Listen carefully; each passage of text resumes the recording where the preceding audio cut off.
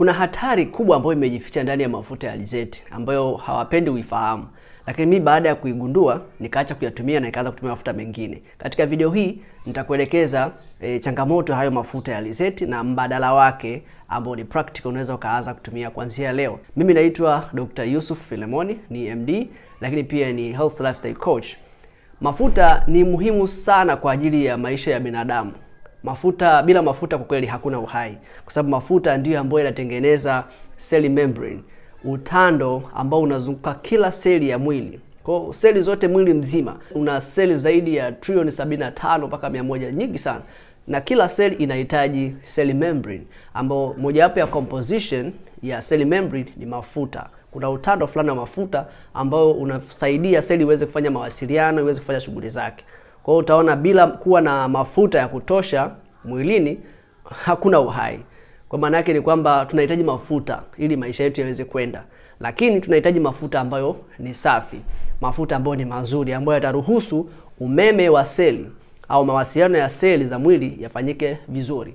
Lakini vile vile pia mafuta ni muhimu sana kwa kutengeneza vichocheo mbalimbali vya mwili, ikiwa vichocheo vya uzazi. Kwa hiyo utagundua kwamba ukiwa na mafuta mabaya mwilini, ukiwa na mafuta machafu mwilini, maana yake mwili unakuwa hauwezi kufanya kazi vizuri na utapata magonjwa ya kila namna ambayo yanagusa karibu kila mfumo, kwa sababu kila sehemu mafuta yanahusika kwa namna moja ama nyingine.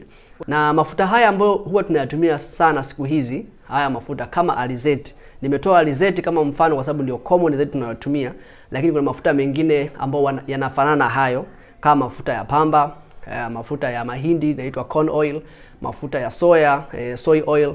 Lakini haya mafuta ambayo sasa yanatengenezwa katika level za kiwanda ni mafuta ambayo yanatengenezwa kwa kutumia joto kali sana. Yakishakamliwa yanachemshwa sana kiasi kwamba yanaharibu vile virutubisho ambavyo huwa vinafanya haya mafuta yawe na harufu kwa asili. Kwa maana yanaua zile antioxidants, yani viondoa sumu, yanaondoa vitamini E kwa sababu ya joto kali sana. Kwa hiyo yanabadilishwa sana kemikali. Kwa hiyo yanabadilika kutoka kwenye hali ya kawaida na sehemu fulani yanabadilika kuwa transferred, ambapo kweli ni mafuta ambayo ni machafu au mafuta ambayo yana kemikali. Na virutubisho vinakuwa vimepotea. Na kama unaenda kukaanga, unatengeneza chips, unakaanga samaki, unazidi kuyachafua zaidi na zaidi na zaidi, hata kama haujarudia. Ukirudia mafuta ambayo umeyatumia ukayatumia tena, unakuwa unakula vitu vya ajabu sana.